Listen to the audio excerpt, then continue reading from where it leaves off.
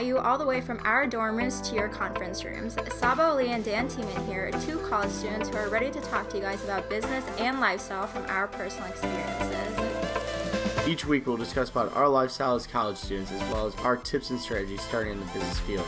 We'll bring on successful entrepreneurs in the millennial generation to share with us their journey and how they got started and where they're at now. Our goal is to help you students, millennials, and entrepreneurs gain inspirational advice via our spontaneous conversations and meaningful guidance. Let's dive on in. Guys, welcome to episode 12 of Dorm Rooms and Conference Rooms. Today, we're doing something that we've never done before. We're doing a Facebook Live interview on Smile Time. We're making it into our podcast.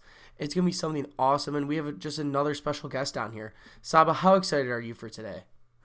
I'm excited. This is our first interview. So what we're going to do, guys, pretty much, so we're doing the Smile Time interview with Hector, but we're going to have this as our podcast show also on Dorm Rooms to Conference Rooms. So it's going to be a really cool thing that we're going to do. And we might do it with future guests also. So that's pretty exciting. All right, guys. Like Saba was saying, we have a special interview going on today. It's with Hector. Hector, how do you pronounce your last name really quick? Sorry about this. It's Santiesteban, like Saint Stephen. Santiesteban, Saint Stephen in Spanish. Okay.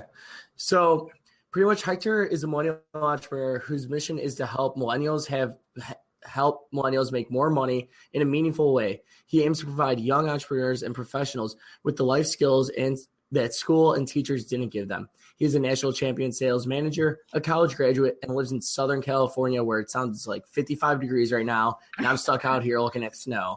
And also with his, he lives down in Southern California with his fiance and 2 dogs.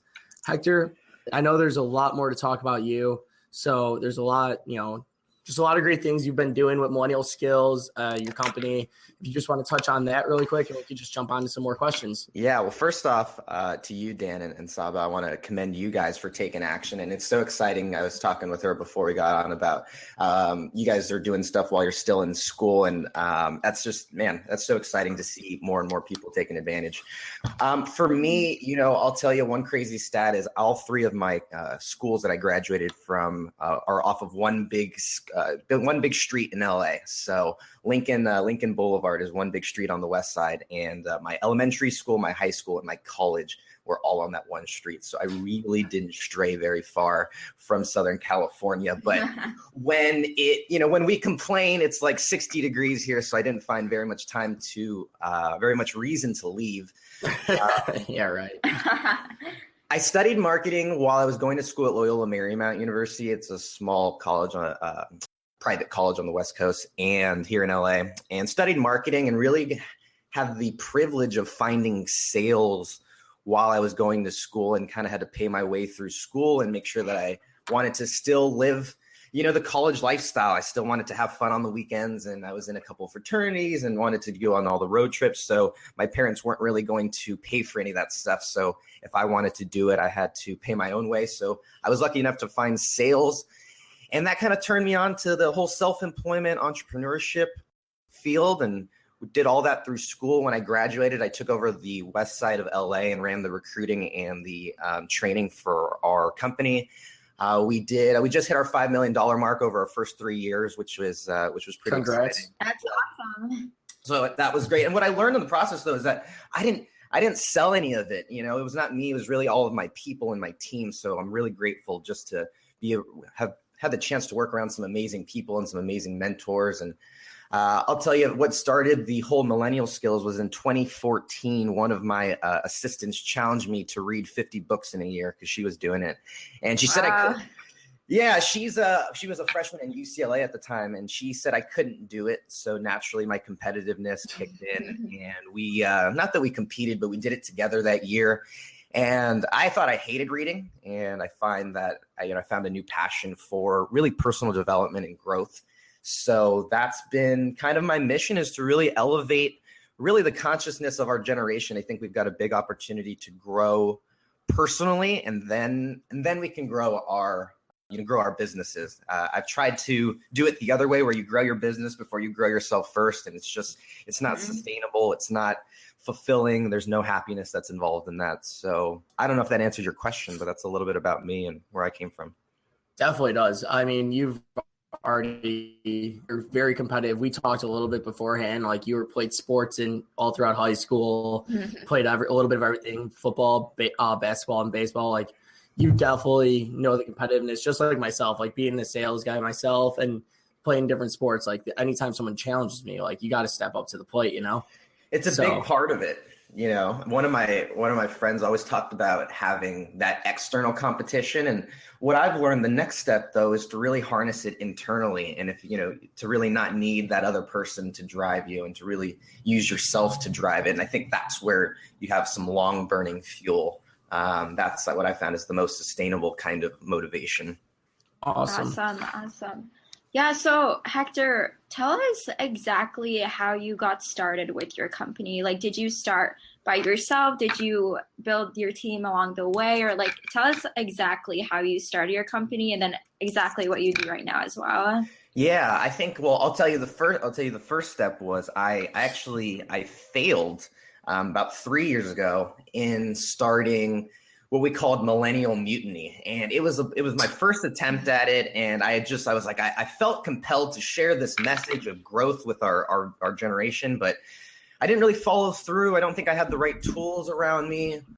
Quite frankly, looking back, I probably wasn't ready necessarily to take whatever leap, you know, in terms of starting a new business. So it was a good learning experience, but I recommitted and I've done it all by myself. I've really enlisted the help of mentors to find the answers for specific things. So when it comes to specifically digital marketing, you know, I have a few resources and some mentors that I reach out for that. One of my mentors, Hal Elrod, he is the author of The Miracle Morning.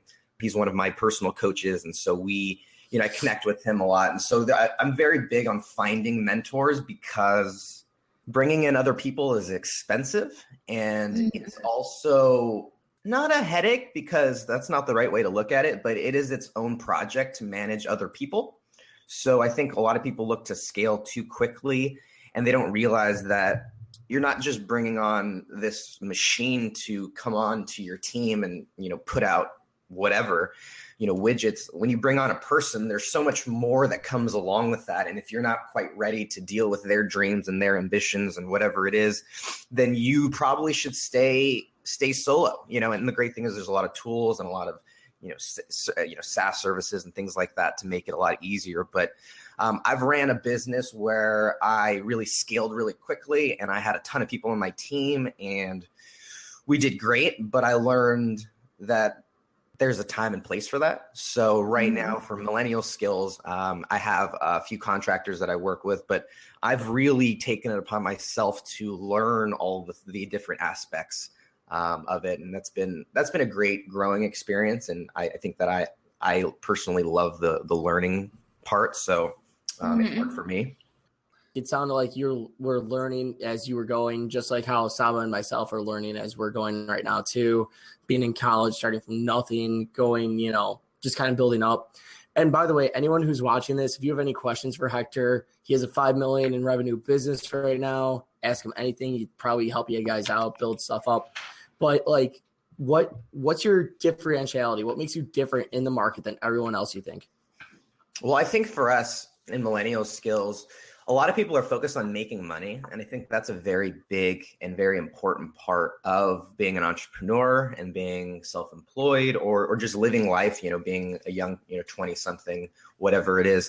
But what our biggest thing, and it stems from, I'll tell you what we're not those people on Instagram who throw a bunch of money on the bed and say, like, this is the entrepreneur lifestyle. Like, we're not about like the big, for sure, I've had nice watches and, I drive, a nice car, but that is not what Millennial Skills is about. We're really about making money in a way that's going to benefit not only you, but other people, doing it in a purpose driven way. So that's kind of our differentiator, is we know that if you make money and you throw all that money on the bed, you're just going to be as unhappy as you were before. But if you can find a way to help people and to do it for a purpose while making money, all of a sudden it's a win-win. And all of a sudden that's that sustainable drive that I talked about earlier. That's something that is really, Tom started doing it a long time ago with the whole, buy one shoe, give one shoe thing. It's becoming really, really popular these days. My fiance runs a boutique online where her proceeds go to help survivors of sexual and domestic abuse. And so no longer does it have to just be nonprofit or corporation business. I mean, the line between those two things they don't have to be there anymore. And it doesn't even have to be just donating money or just doing things like that. I mean, there's a lot of people who are impacting lives and impacting people in a positive way. And they're also able to generate a profit too. So we want to focus on both. We want to make money, but we want to do it in a purpose-driven way. Awesome. How do you keep consistent? For me, to talk about your question, keeping consistent and remaining attached to that why, I think for me, that's why personal growth and personal development is so big. And there's sometimes, I listen to a lot of Gary Vee, and he talks a lot about how some people aren't ready to be entrepreneurs. And I think that there's some truth to that. A lot of people go out and they want to be entrepreneurs. And I think I was very lucky to have this hybrid model where I could be an entrepreneur and self-employed and do my own thing, but have all this support and mentorship from this larger organization. So I just think that people really need to work on themselves first. So for me, my morning routine is number one priority. I mean, I set my alarm at 5:15, and I can't say that I always get up at that time, but generally by 5:30, I've got my tea made. By 6:30, I've meditated and written already for the day. I've made my plan, and by 8:00, I've already gotten a lot more done than what I used to do my sophomore year of college throughout the whole day. And so for me, really starting the day off on the right foot. One of my friends, Natalie Janji, shout out to her. She's writing the Miracle Morning for college students. It's coming out in May, actually.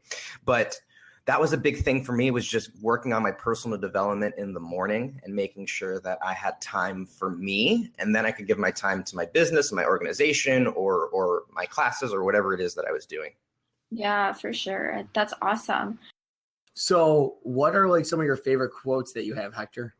Well, we were talking, there she is. We were talking a little bit about morning routines and about. Oh, sorry. No, that's great. And you talk about quotes. And for me, I started out with quotes, and I love that you bring that up, because one of my favorite quotes was Marianne Williamson's quote, your deepest fear is not that you're inadequate. It's that Jesus, I don't even remember it anymore, but it's that you are powerful beyond measure, right? And it was made popular in that one movie. But for me, I found quotes, and I was like, oh, that's awesome. I want more. I want more. I want to dig in more. And so for me, what I've found is books. And I hated books, and I talked about this at the beginning, but now every morning I try and read a different book. I look over to my right, and I've got, 30 books on personal development and business. And in my living room, our whole bookshelf is just filled. My fiance just color coordinated them the other day. But I mean, for me, really finding the knowledge that is out there is just, if we don't do that, we're doing a disservice to living in this time period, because 20, 30, 40, 50 years ago, none of that stuff was possible. There was no Amazon, there was no YouTube to get this information. So if we don't utilize it, we're sacrificing everything that we've been given by being born at this awesome time that we live in. So for me, I think quotes are amazing, and they help, and they're good mantras to come back to. But I remember being really into quotes actually when I was younger and in college. And I think that the next step is really diving into taking that knowledge a little bit further, and not only just having a quote, but really internalizing your value system and philosophies that a lot of times resonate in those quotes. So I think that's kind of how those two tie in with morning routines and quotes. Yeah, for sure. So what are some books that you might recommend to our audience? Because I know I've read a few, but I always like to obviously read more so I can gain my knowledge. So what are some of your favorite books, or ones that you would recommend that people would read? That's so tough, because whenever people ask, I'm like, all right, what do you need, right? And it's always the thing. But I was actually I was DMing with Jay Papasan, the co-author of The One Thing with Gary Keller. That is one of my favorite books. It's like 150 pages, maybe 200 pages. It's an easy read. It's like a 2 or 3 hour audiobook. But oh my goodness, in this time of craziness and complexity, it makes prioritizing and planning so much easier and so much simpler. Mm-hmm. And it was a really big thing for me because, you know, there's all these things. And I don't know if you guys are familiar with Stephen Covey, you know, 7 Habits of Highly Effective People. I think that's like, you know, standard for anybody. And he talks about there's the urgent and the important parts of planning, which is great. And that was a great first step. But in the one thing they talk about, the Pareto principle or the 80-20 rule, which is, you know, 20% of your results come from 80% of your customers, or 20% of your effort makes 80% of results, right? And the one thing really talks about taking the Pareto principle to an even like really taking it to the farthest moment. So what is like the one thing that if you did this, everything else would be easier or unimportant? And the interesting thing is that when you ask that question, there is usually an answer to that. There's not enough time to do everything, but there is enough time to do the most important thing. And I think that book really, it gets people away from just being busy and gets people really back to being effective. Mm-hmm. Definitely. Awesome. So what is some major advice you have for like the college entrepreneurs listening? Like Sab and I, obviously all of our Facebook friends, not all, but most of our Facebook friends are just college. So going back towards them and directing business advice towards them or entrepreneurship advice, what would be some good advice for them? I mean, I know myself, I probably have, 400 or 500 friends that are into entrepreneurship on my in different Facebook groups that I'm in. Yeah, a lot of our mastermind members, we have a mastermind group for Millennial Skills, which is our flagship program, but a lot of them are still college students who are either self-employed entrepreneurs, running their own businesses, things like that. And I talk to them a lot, and what I realize is that there is this, and I remember being back on college campuses, there is this energy that is totally antithetical to entrepreneurial success.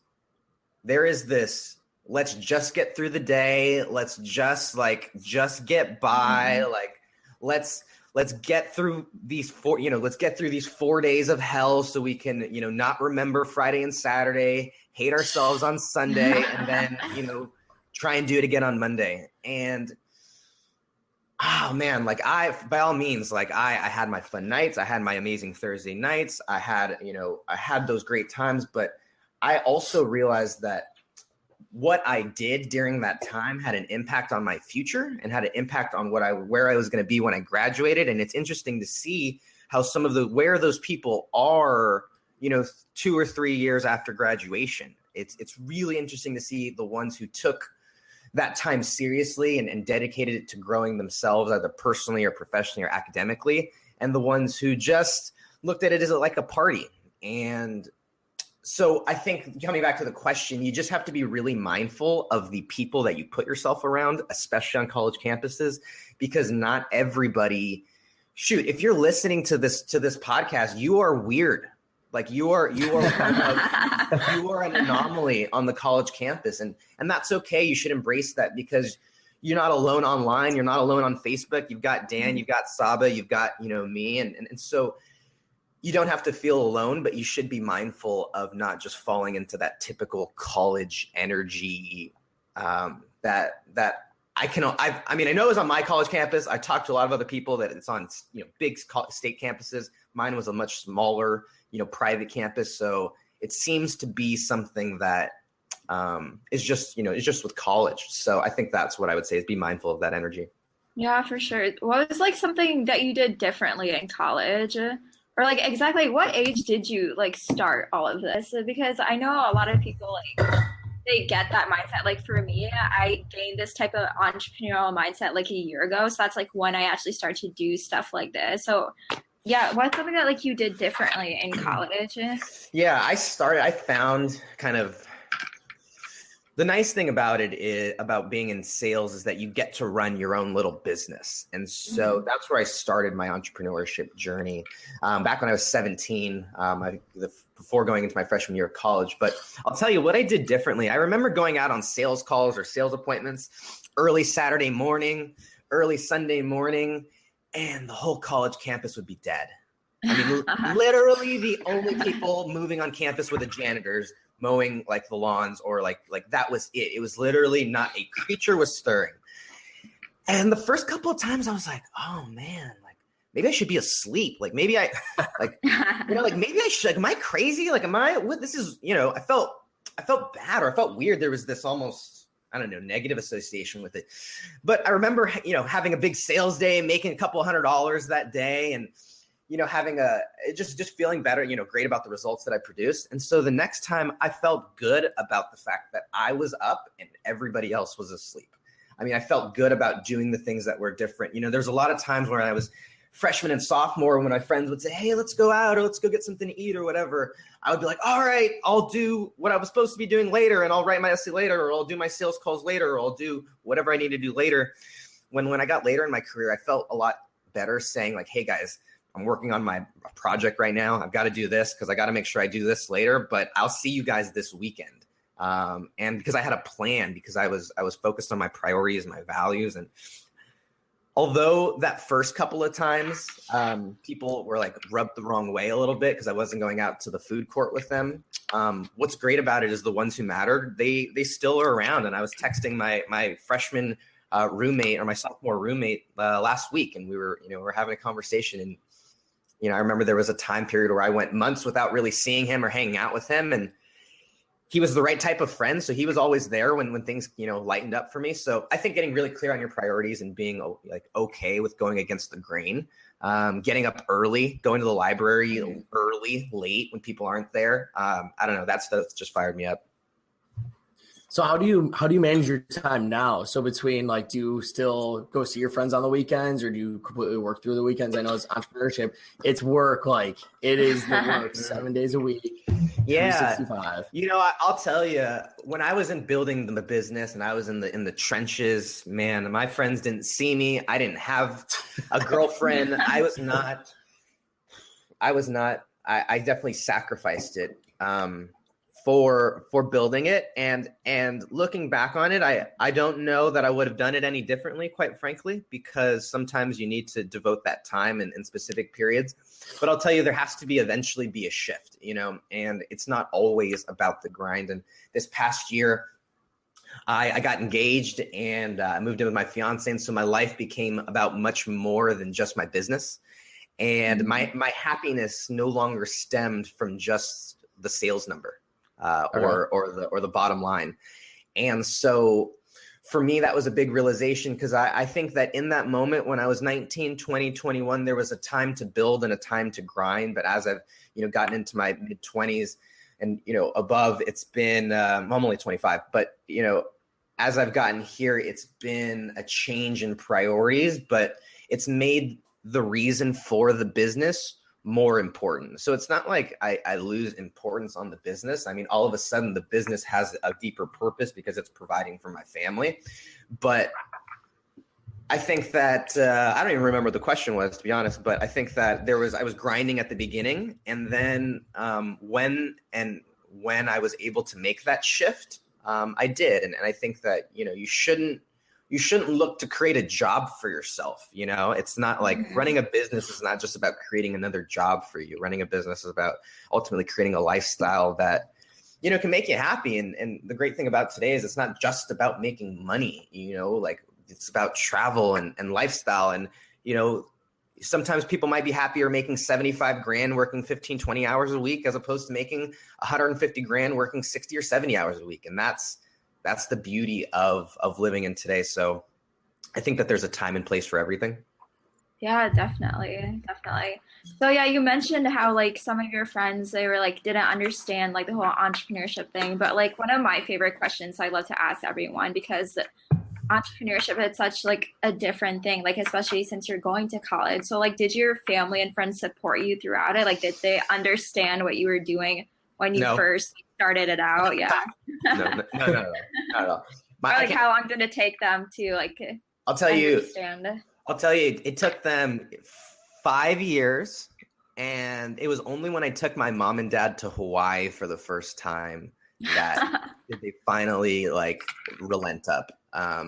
They had never been to Hawaii, they're in their 50s and they'd never been to Hawaii before. And it took I think I was 22 or 23 at the time, but I was just like, all right, we're going for a week. I'm paying for the hotels. I'm paying for the flights. We're doing everything. And I'm like, it was their Christmas present, but it was essentially to shut them up. and to kind of, yeah, that's what it was. And after that, they kind of supported me. And I'll be honest, growing up, I never gave them any reason to not support me in what I did. I always did well in school, and I did well in sports. And, I was a good kid. I got into some trouble, but nothing crazy. And so they always had reason to support me, or at least trust me. And so I remember telling them, hey, just let me try it. Give me this amount of time. I remember telling them when I first started out in the sales, I was like, all right, hey, give me a couple of weeks. If it doesn't work, I'm in the same exact spot.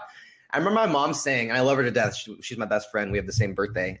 So sometimes people that's awesome. Yeah, for me, not for her that one year. But she said, you make your own decisions. And after that, I was like, I couldn't fail at that point. I had to prove it to her and to them that I could do it. And so that was a big motivation for me.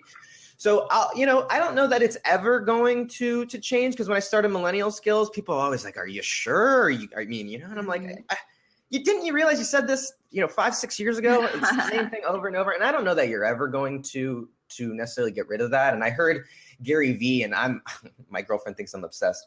Or my fiance, she thinks I'm obsessed, but he said, disappoint for 18 months so you can make them proud for the rest of your life. And I think that was kind of my mentality, without hearing that before. I wanted to, I just grinded it out until I could get to that point where I could show them that I succeeded. So, yeah, it took a while though. It was not easy. And I had to band together with the people who were on the same journey with me. So I really had to find other entrepreneur friends, other friends who were in the game, who had that mindset, who understood the challenges and stuff like that, because my family didn't. They didn't understand it. And a lot of my friends that I went to high school with, and even my college friends, they didn't understand it. So I had to get intentional about going out and seeking those people. Yeah, and I'm actually in the middle of reading the Ask Gary Vee book right now. So I'm a little upset. I watch all of his videos. Love him, man. He's a great guy. I'm hoping to get him on here one day. Well, I'll tell you just By the way, if anyone's watching this, guys, ask questions too. Everyone can ask questions. Comment below.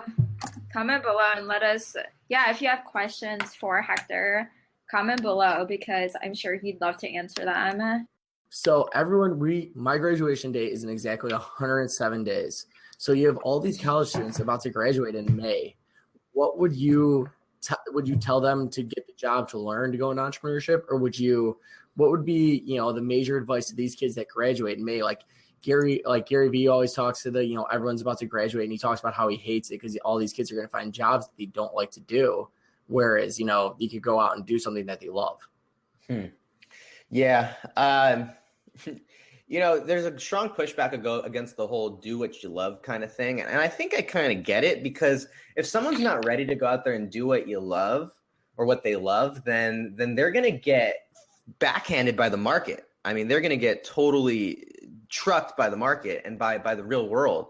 I mean, there's so many people who just think that entrepreneurship is just this game where you think of an idea and all of a sudden you put a couple posts out about it on social media, and then it catches fire and everyone's, sitting on the beach and, on their laptop. And I think that's not necessarily the right thing. And I don't even know if this is right to say on your guys' podcast, but I don't know that necessarily entrepreneurship is necessarily right for everybody. I for sure think self-employment is the way to go. I think freelancing is the way to go. But I think just the way that there are agencies for celebrities and there are agencies for artists and things like that, I think the next step is there's going to be agencies for freelancers, because not everybody is cut out to do the work that comes along with running a business. I mean, some people are great graphic designers and they know how to they know how to do amazing things with visuals and stuff, but running a business, dealing with people, that's not their gifts, nor are they at a position or quite ready to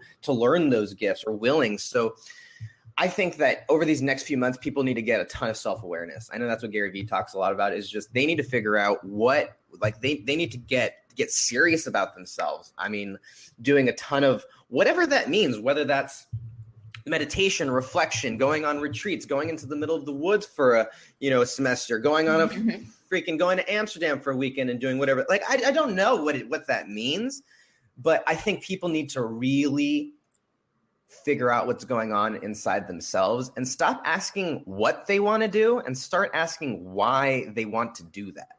I think that's a more important question to ask, because that will lead. There are so many different things that you can do. I mean, the amount of jobs that people have these days, I don't even know the stat, but it's something like 7 or 8 jobs that people have over the course of their, a decade or 2 decades or whatever the time period is.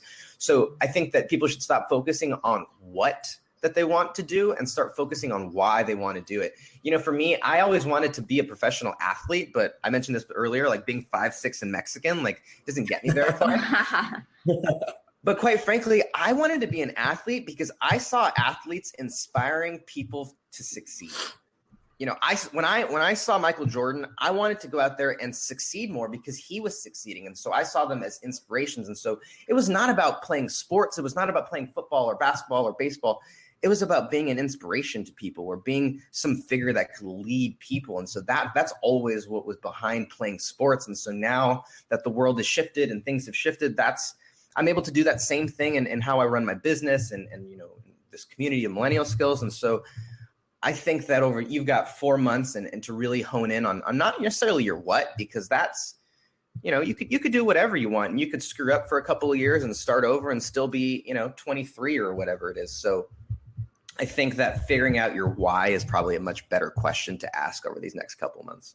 Awesome. Yeah, I definitely think everything that you said is so true because I feel like people who want to be entrepreneurs, they feel like it's so easy because all they see is that success of people who are successful entrepreneurs, and they don't see the actual hard work that it takes to put into building a team, doing that constant grind every single day. And I feel like, especially in college, like a lot of people who want to be entrepreneurs and want to start their own businesses, they don't know like how much work it takes to do that. But yeah, exactly. Like finding your why rather than your what. I think that's good. And then definitely. I know to just hit back on like your failures. I know we talked about your one failure earlier. Like, have you had, obviously you've probably had a couple more failures along the way, right?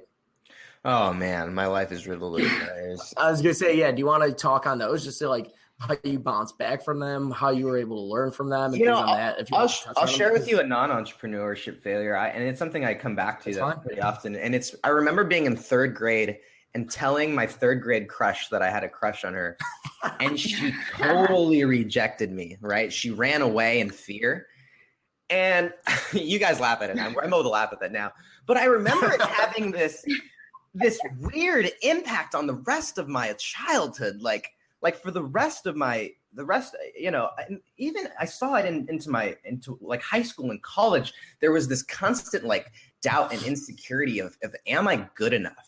And I think that a lot of times if we don't deal with failure in the right kind of way, they can actually create these ideas about ourselves that we don't even realize, like until I did a lot of self-reflection, a lot of meditation, a lot of, going into isolation tanks, I'd never realized that I was being, affected so much by this event in 3rd grade. I kind of thought about it, but it was interesting that when I reflected on why I had these doubts and insecurities, it kept coming back to this moment.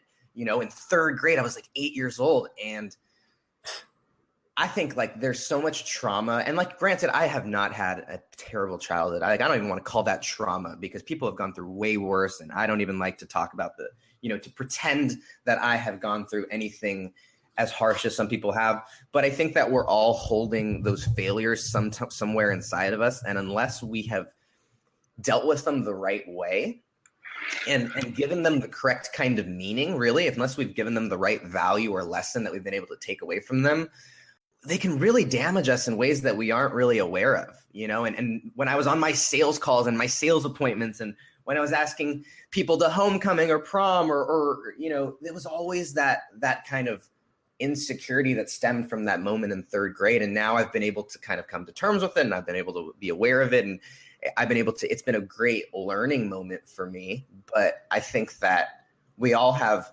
failures, and they don't even have to be big failures in our businesses. They're all things that have opportunities to provide some value or some lesson, though. I think that's the most important part.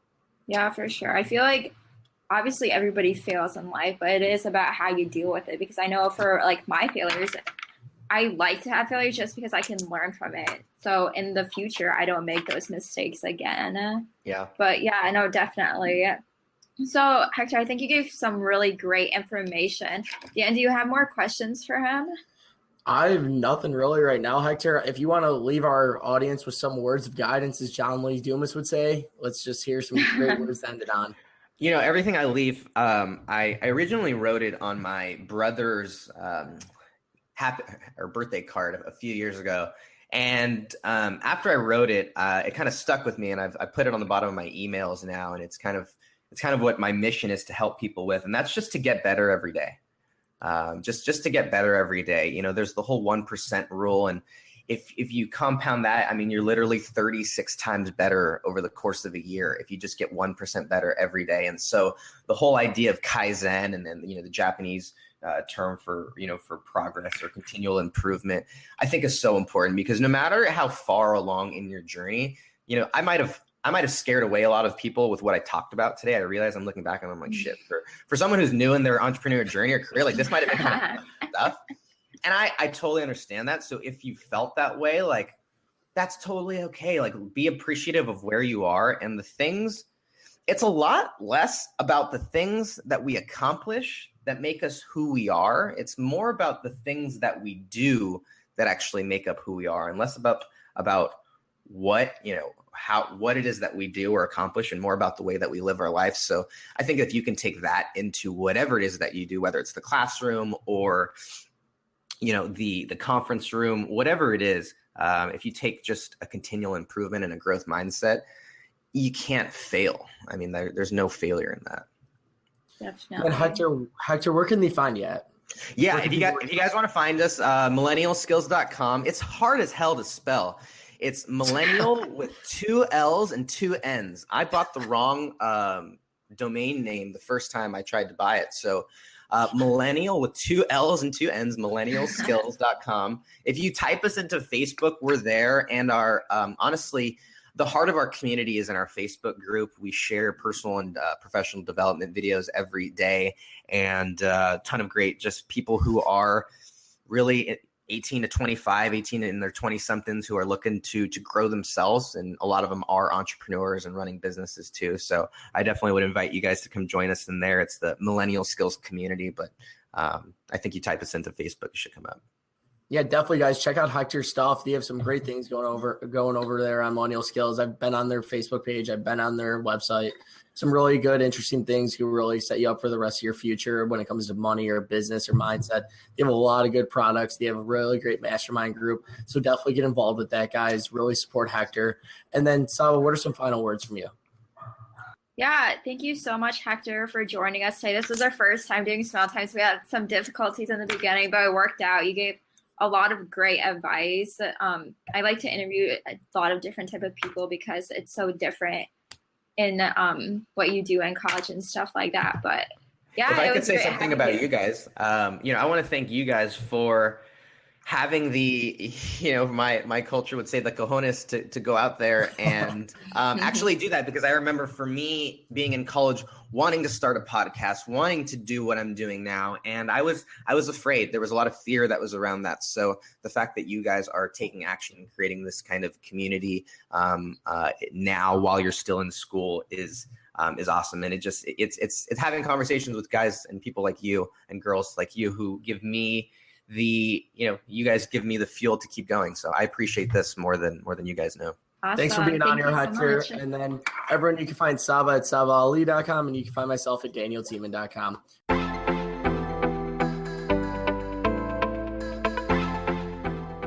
Thank you for listening to this week's episode of Dorm Rooms and Conference Rooms. Don't forget to subscribe. Also, if you haven't joined our accelerator program yet, you can find that at livetogrind.com/college, where we connect you with today's latest influencers and experts in their fields.